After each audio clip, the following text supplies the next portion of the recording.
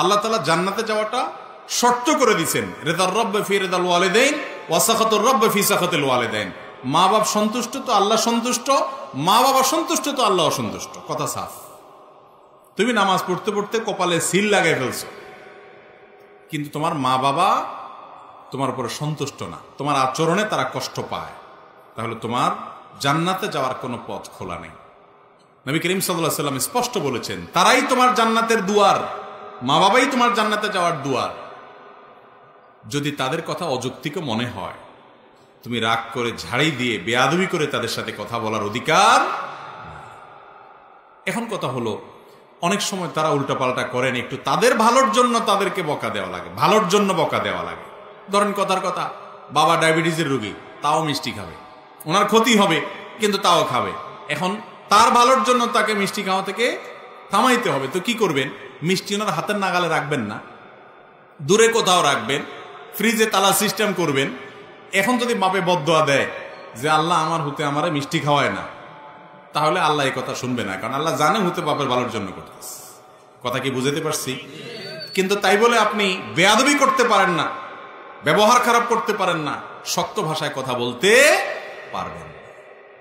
অনেক সময় রাগ করা যায় মায়ের সাথে, বাপের সাথে। সে রাগটা হয় মায়ার রাগ। কিরকম মায়ার রাগ?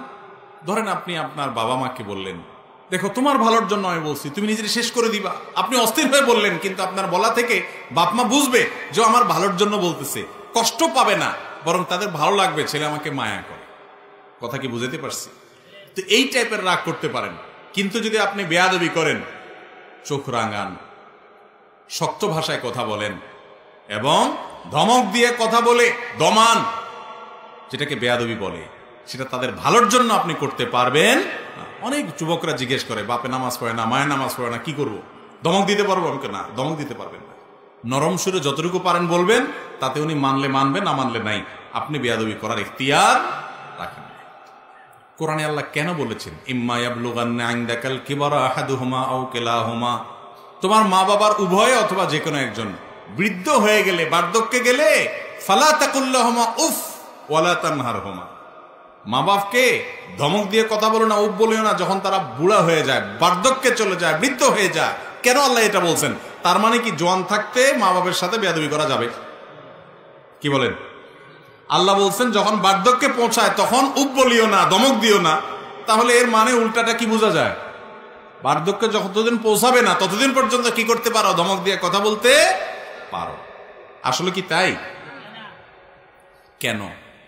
তার কারণ হলো, আল্লাহ রাব্বুল আলামিন বার্ধক্যের কথাটা এই জন্য বলেছেন, আল্লাহ জানেন জোয়ান বয়সে ছেলে মেয়েরা বাপ মার সাথে বেয়াদবি সাধারণত করে না।